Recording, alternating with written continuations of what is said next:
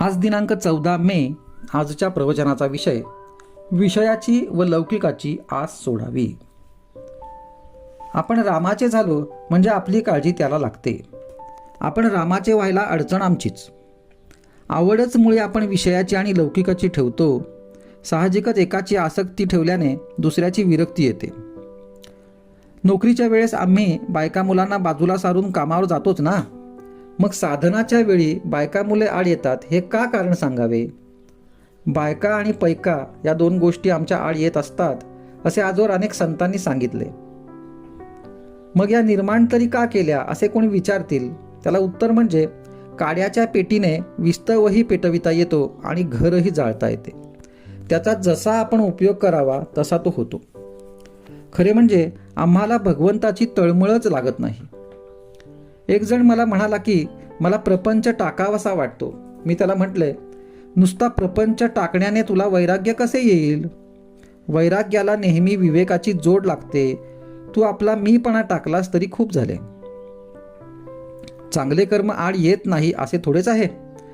वाईट कर्म कुणाला सांगण्याची तरी आपल्याला लाज वाटते, पण सत्कर्म आपण अभिमानाने ज्याला त्याला सांगत सुटतो.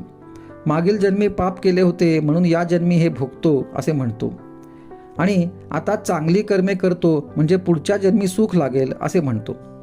म्हणजे जन्म मरण्याच्या फेऱ्यातून सुटण्याऐवजी त्याच्यात गुंडाळले जाण्यासारखेच झाले. दुष्कर्मामुळे पश्चाताप होऊन एकदा तरी भगवंताची आठवण होईल, परंतु सत्कर्माचा अहंकार चांगल्या माणसालाही कुठे नेऊन सोडील याचा पत्ता लागणार नाही.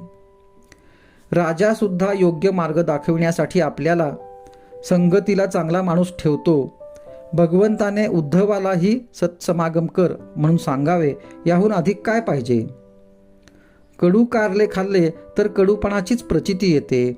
मग विषयाच्या प्राप्तीने जीवन गोड कसे होईल? प्रेम येईल तेव्हा भगवंताची भक्ती करीन असे म्हणू नये. विषयासाठी आपण मरमर काम करतो आणि तेवढे करूनही सुख लाभत नाही. मग भगवंताचे नाव न घेता प्रेम येत नाही हे म्हणणे किती वेडेपणाचे आहे.